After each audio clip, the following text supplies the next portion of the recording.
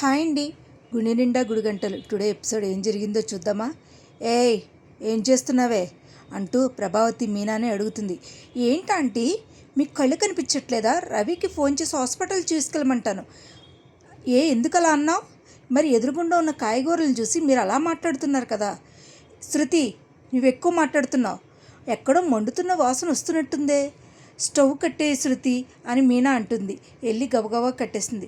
అక్కడ మంట తగ్గింది కానీ ఇక్కడ మంట తగ్గట్లేదు ఆంటీ అంటే, ఆపుతావా శృతి అని అనేసరికి, అత్తయ్య మీరు వెళ్ళండి నేను చూస్తాను అని చెప్తుంది మీనా. ఈ లోపల సత్యం వచ్చి, ఎందుకు మొక్క అలా పెట్టుకున్నావు? ఇద్దరు మనుషులు వస్తే ఏమైపోతుంది మీకు అని చెప్పేసి సత్యం తిడుతూ ఉంటాడు. బాగా వెళ్ళి నీ పని చూసుకో, మీ ఇష్టం, మీ నచ్చినట్టు చేసుకోండి. ఏం చేసుకుంటారు, అందరికీ వచ్చేపోయేవాళ్ళు పెట్టుకోండి. రేపు మనం కూడా అలాగే చెప్పించుకుని అడుక్కుందాం. సర్లే చూద్దాంలే, వెళ్ళిపో అని చెప్పేసి మన సత్యం తిడుతూ ఉంటాడు ప్రభావతిని.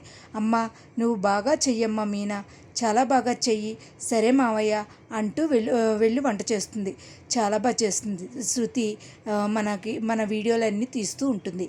అది చూసి వచ్చిన మన రోహిణి వచ్చి, ఏంటో చేస్తున్నట్టున్నారు, ఎవరో వస్తున్నారట. అవును, అయినా ఇలాంటి వాళ్ళు అందరినీ పిలవడమా ఏంటి? నా మొగుడు తీసుకొచ్చాడు, అయినా ఏం చేస్తున్నారు అని అడుగుతున్నావేంటి రోహిణి? వంట చేస్తున్నాను తెలియట్లేదా అంటే, నువ్వు కూడా బాలులా మాట్లాడతావేంటి శృతి అంటుంది. కాసేపటికి, ఇదన్నీ ఎందుకు చేయడో? నా మొగుడు తీసుకొచ్చాడు, టమాటాలు, బెండకాయలు, పచ్చిమిర్చి, కరివేపాకు అన్నీ నా మొగుడు తీసుకొచ్చాడు. నువ్వు తింటున్న కొబ్బరి ముక్క కూడా నా మొగుడు తీసుకొచ్చాడు. అయితే ఏంటి అని అనేసరికి ఇంకేం మాట్లాడకుండా కామ్గా వెళ్ళిపోతుంది. రవి వచ్చేస్తాడు ఇంటికి.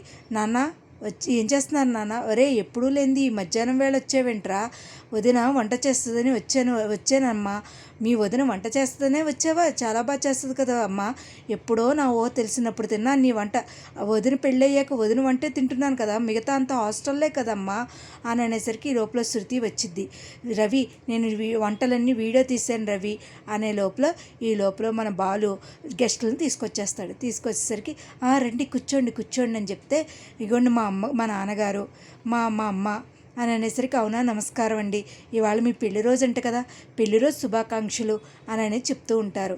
ఈ లోపల మన రవి శృతి కూడా wedding anniversary, happy anniversary uncle అని అనేసరికి, మా తమ్ముడు మా మరదలు అంటాడు. ఈ లోపల మన మీనా వచ్చి, బాగున్నారా అండి ఏంటంటే, నా భార్య అని అనేసరికి, మీ కుటుంబం చూస్తే చాలా చక్కగా ఉంది బాలు, అయినా మీరెక్కడా అనేసరికి, మా ఊరు మలేషియా అండి.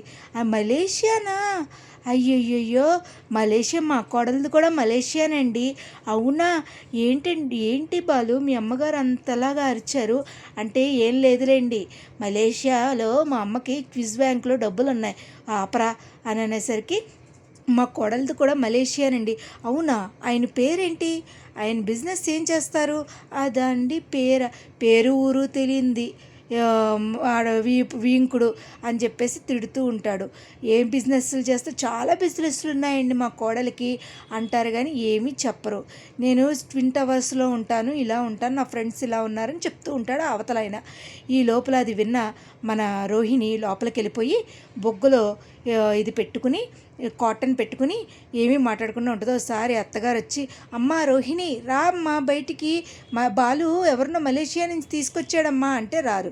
ఈ లోపల మా కోడలు పైన ఉందని తీసుకొస్తా, అమ్మ శృతి వెళ్ళి తీసుకురావా అని అనేసరికి, శృతి వెళ్ళి, రోహిణి అని అనేసరికి, ఏంటి రోహిణి అలా అయిపోయింది అంటే, అంటూ ఉంటుంది, అంతే తప్ప ఏమీ మాట్లాడదు.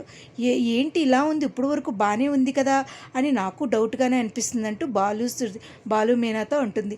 ఈ లోపల రానే వస్తుంది. వచ్చి, మీ అమ్మ నాన్న ఇదిగో మా కోడలు ఇదిగోనండి, మా ఇంటికి పెద్ద కోడలు, మలేషియా నుంచి ఉన్నవాళ్ళ కోడలు, ఉన్నవాళ్ళ అమ్మాయి అంటూ చెప్తుంది మన ప్రభావతి.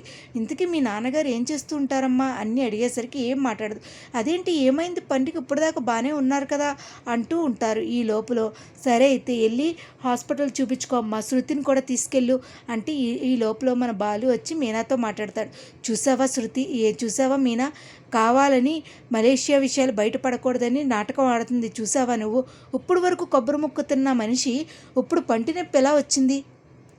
నిజమే సుమండి, నిజమేనండి అంటుంది. ఈ లోపల మన శృతి ఏం చేస్తుందంటే డాక్టర్ అపాయింట్మెంట్ తీసుకుని వస్తుంది.